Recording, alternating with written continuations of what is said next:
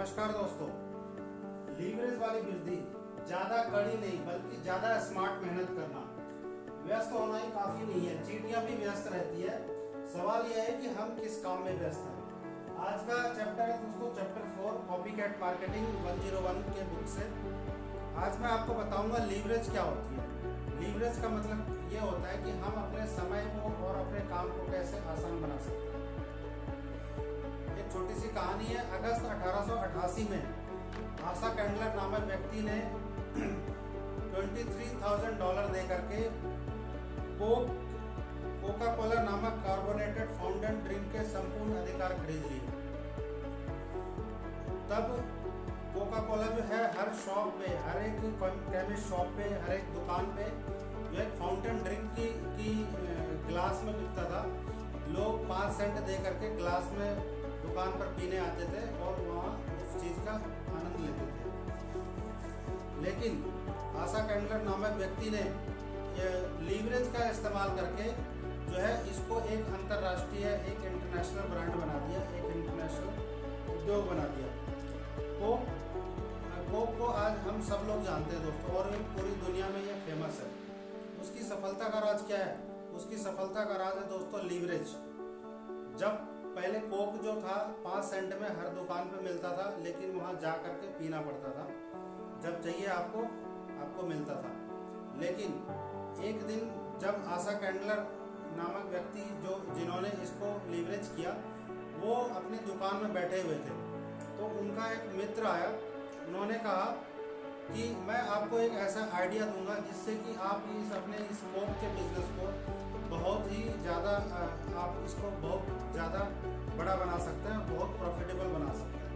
तो उन्होंने कहा कि इसके लिए वो उन्हें एक मोटी फीस लेंगे। तो काफ़ी बातचीत हुई उन दोनों के बीच में। तो उन्होंने कहा कि ठीक है, मैं आपको फीस दूंगा, और उन्होंने उनको एक मोटी फीस दी। उसके बाद जब वो वहाँ से जाने लगे उनके मित्र, तो उन्होंने उनके कान में 2 शब्द कहे। उन्होंने कहा बॉटल इट, मतलब क्या कि आप इसको बॉटल में बेचिए। और ये आइडिया था दोस्तों कोका कोला, और उस आइडिया को उन्होंने इम्प्लीमेंट किया, और आज बाकी दुनिया आप जानते हैं कि कोका कोला कितना बड़ा ब्रांड है। तो ये होते हैं दोस्तों लीवरेज। पहले क्या था, कोक हर दुकान पे मिलता था, जब आपको चाहिए वहाँ जा करके पीना पड़ता था, जा करके लेना पड़ता था। लेकिन उन्होंने क्या किया, उसको लीवरेज किया, उसको बॉटल में पैक करके घर घर पहुँचा दिया। तो इससे क्या हो गया, समय की लीवरेज हो गई, समय की लीवरेज हो गई, टाइम की लीवरेज हो गई। तो इस तरह से जो है कोक एक अंतर्राष्ट्रीय ब्रांड बन। जब कोका कोला को बॉटल किया गया तो उससे क्या फायदा हुआ दोस्तों? उससे फायदा ये हुआ, पहला फायदा ये हुआ समय की लीवरेजिंग।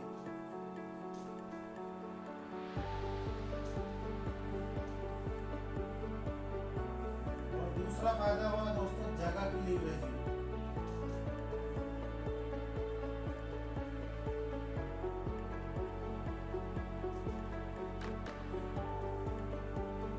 इसका मतलब ये हुआ दोस्तों, पहले सोडा जो था वो एक ही जगह पे मिलता था, एक निश्चित जगह पे मिलता था, और एक ही शहर में मिलता था, एक ही देश में मिलता था। लेकिन जब उसको बॉटल किया गया तो उसकी समय की लीवरेजिंग हो गई। एक ही समय में करोड़ों दुकानों पे कोक बिकता है और करोड़ों बोतल बिकता है। हर एक घंटे में कोक की लाखों और करोड़ों बोतल बिकती है। और जगह की लीवरेजिंग, पहले एक सीमित जगह पे था और आज ये इंटरनेशनल पूरी दुनिया में ये बिकता है। तो इससे कितनी बड़ी कंपनी बनी है। दूसरा, लीवरेजिंग क्या है?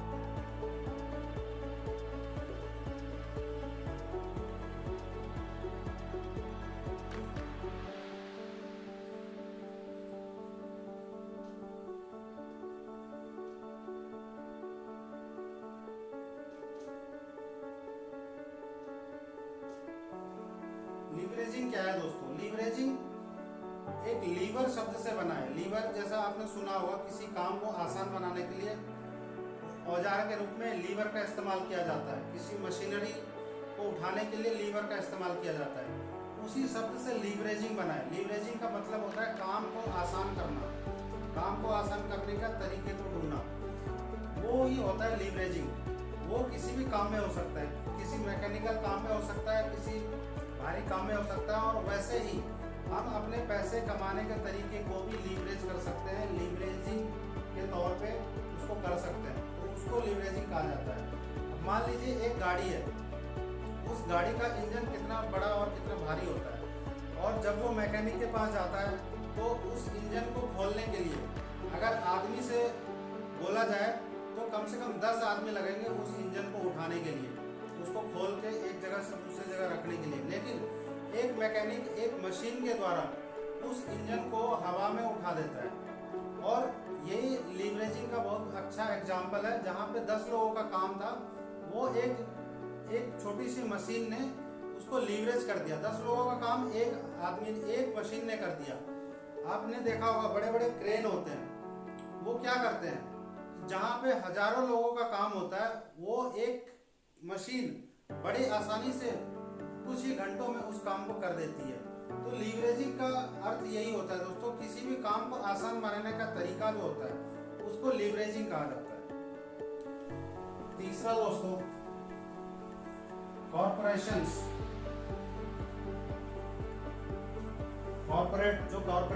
कॉर्पोरेट कंपनियां होती है, वो लीवरेजिंग का फायदा कैसे उठाती है।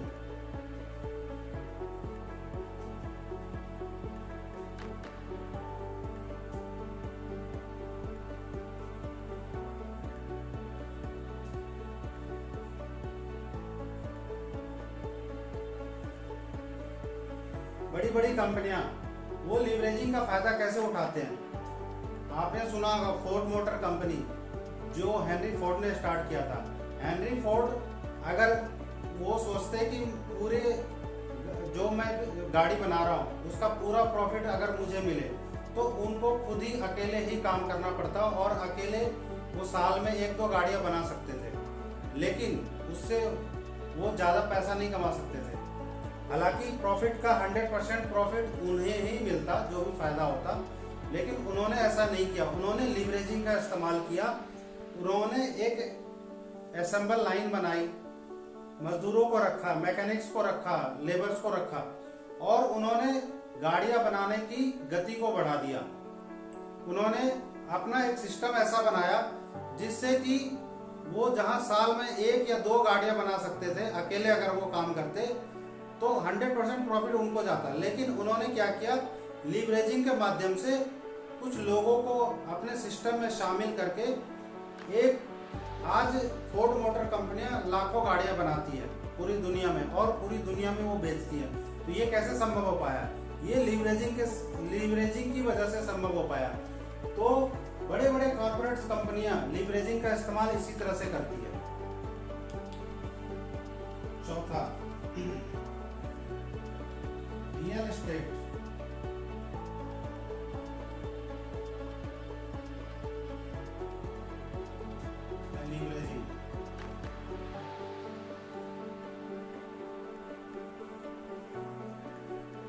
रियल एस्टेट में भी लोग लीवरेजिंग का इस्तेमाल करते हैं। मान लीजिए कोई एक रियल एस्टेट जो बेचता है, अगर वो खुद रियल एस्टेट बेचेगा तो वो एक दिन में कितने रियल एस्टेट लोगों को दिखा सकता है? 2, 4, 10, उससे ज़्यादा नहीं। उसकी एक लिमिट होती है। लेकिन उन्हें अपने रियल एस्टेट में अगर उसने लीवरेजिंग का इस्तेमाल किया, उसने क्या किया, उन्होंने 10 लोगों को अपने काम पे रखा, और जब 10 लोग अपने अपने ग्राहक को रियल एस्टेट दिखाएंगे तो उनका कुछ हिस्सा वो उन्हें देंगे और कुछ हिस्सा वो प्रॉफिट के रूप में अपने पास रखेंगे। इससे क्या होगा कि जहां एक आदमी 10 कस्टमर को हैंडल कर सकता था, 10 रियल एस्टेट दिखा सकता था एक दिन में, वहीं पे 10 लोग अगर काम करेंगे तो ये 100 हो जाएगा, और 1000 लोग काम करेंगे तो ये हजारों की संख्या में हो जाएगा। तो इस तरह से क्या होता है कि एक रियल एस्टेट बेचने वाला जो पर्सन होता है, वो लीवरेजिंग का इस्तेमाल करके जो है एक दिन में कई रियल एस्टेट को वो सेल कर सकता है और अपनी प्रॉफिट को बढ़ा सकता है। तो इस तरह से रियल एस्टेट में भी लीवरेजिंग का इस्तेमाल होता है, और हर चीज में लीवरेजिंग का इस्तेमाल किया जाता है दोस्तों। कोई भी कंपनी आप देख लीजिए, कोई स्कूल है, स्कूल क्या करती है? स्कूल क्या है, एक प्रिंसिपल है और उन्होंने अपने पास कुछ टीचर्स को रखा, तो उन्होंने क्या किया, अपने टाइम को लीवरेज कर दिया, टाइम को लीवरेज किया।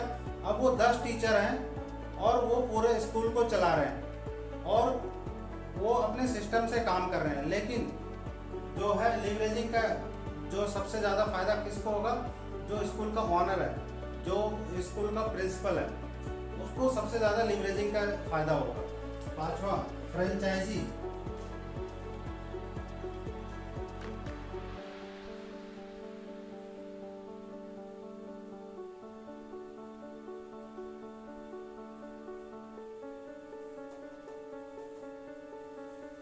फ्रेंचाइजी के माध्यम से लीवरेजिंग आपने देखा होगा, मैकडॉनल्ड्स इसका सबसे बड़ा एग्जांपल है, सबसे बढ़िया एग्जांपल है कि फ्रेंचाइजी से उन्होंने अपने सिस्टम को लीवरेज किया और आज पूरी दुनिया के अंदर सबसे बड़ा फूड चेन का बिजनेस जो है मैकडॉनल्ड्स का माना जाता है। मैकडॉनल्ड्स आज लाखों बर्गर वो बेचते हैं पूरे दिन में, लेकिन अगर वो खुद एक ही स्टोर से वो अपने बर्गर को बेचते तो वो कुछ 100 या कुछ हजार ही हो सकते थे, लेकिन आज वो लाखों करोड़ों जो है बर्गर बेचते हैं, क्योंकि उनके बहुत सारे पूरे दुनिया में उनके आउटलेट्स हैं।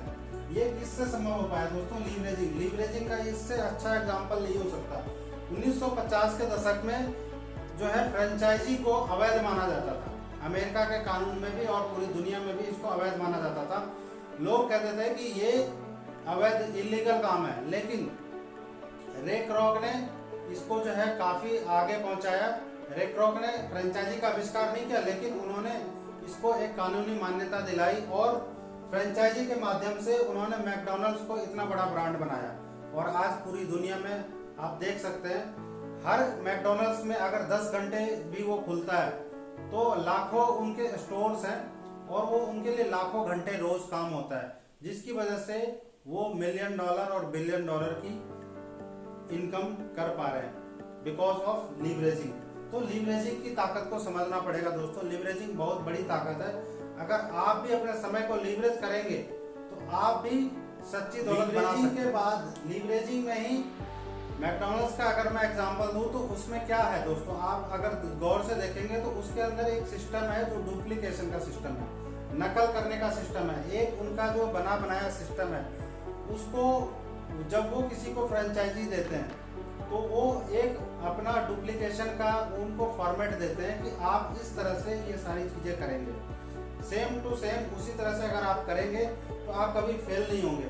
तो उसका उनका कहने का मतलब क्या है कि डुप्लीकेशन, जो चीज आप नकल बहुत अच्छी तरीके से कर सकते हैं, उसकी लीवरेजिंग बहुत ही अच्छे तरीके से संभव है। लीवरेजिंग करके, डुप्लीकेशन करके जो है आज मैकडॉनल्ड्स इतनी बड़ी एक अंतरराष्ट्रीय कंपनी बन चुकी है।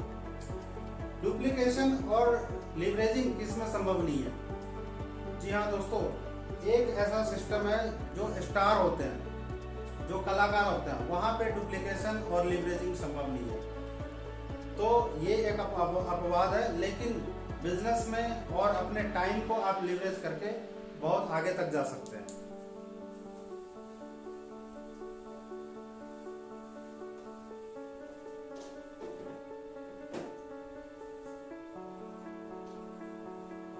शून्य से शिखर तक।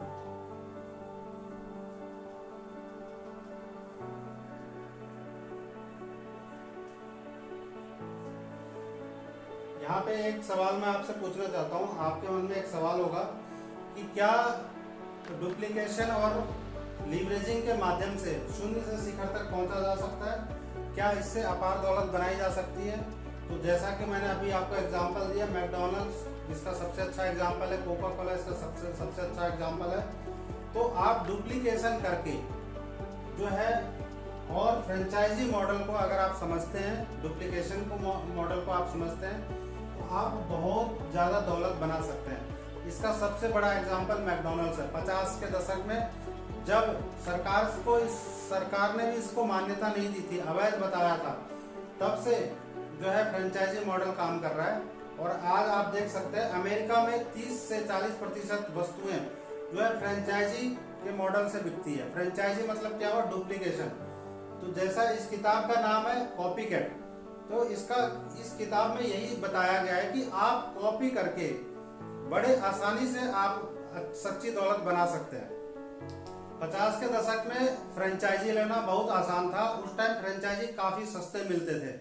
लेकिन आज की दशक में अगर आप देखा जाए तो आप किसी भी कंपनी का, किसी भी सक्सेसफुल कंपनी का फ्रेंचाइजी लेने के लिए आपको लाखों रुपए और करोड़ों रुपए देने पड़ते हैं, लाखों डॉलर देना पड़ता है, तब जाकर के आपको फ्रेंचाइजी मिल सकता है। लेकिन उसके लिए आपको बहुत सारा पैसा चाहिए और बहुत सारा समय देना पड़ेगा आपको, तो वो जो है हर किसी के लिए संभव नहीं है। तो यहाँ पे आपका एक सवाल होगा, क्या एक आम आदमी के लिए भी कोई फ्रेंचाइजी सिस्टम हो सकता है जो सर्वोच्च कॉपीकैट सिस्टम हो सकता है, कि सारा नकल का सिस्टम हो और वो सक्सेसफुल भी हो? तो जी हाँ दोस्तों, ऐसा बिल्कुल है। अगर मान लीजिए कि आपको एक सफल फ्रेंचाइजी की जो वो सिर्फ कुछ हजार रुपए में आपको मिल जाए, सिर्फ 5 से 10 हजार रुपए में आपको एक ऐसा सिस्टम मिल जाए, डुप्लीकेशन का एक ऐसा सिस्टम मिल जाए जिससे कि आज तक लाखों लोग अमीर बन चुके हैं और लाखों लोग अमीर बन रहे हैं, लाखों लोगों ने अपनी जिंदगी को चेंज किया है। तो ऐसा सिस्टम अगर आपको मिल जाए तो कैसा रहेगा? तो अगर आप कहेंगे कि फ्रेंचाइजी तो बहुत महंगा होता है तो वो तो ले नहीं सकते, लेकिन फ्रेंचाइजी के जैसा ही एक ऐसा मॉडल है जो एक आम आदमी के लिए फ्रेंचाइजी का काम करता है और एक आम आदमी को खास आदमी बनाने की ताकत रखता है। तो वो क्या है, वो इसके बाद हम अगले अध्याय में इसके ऊपर बात करेंगे।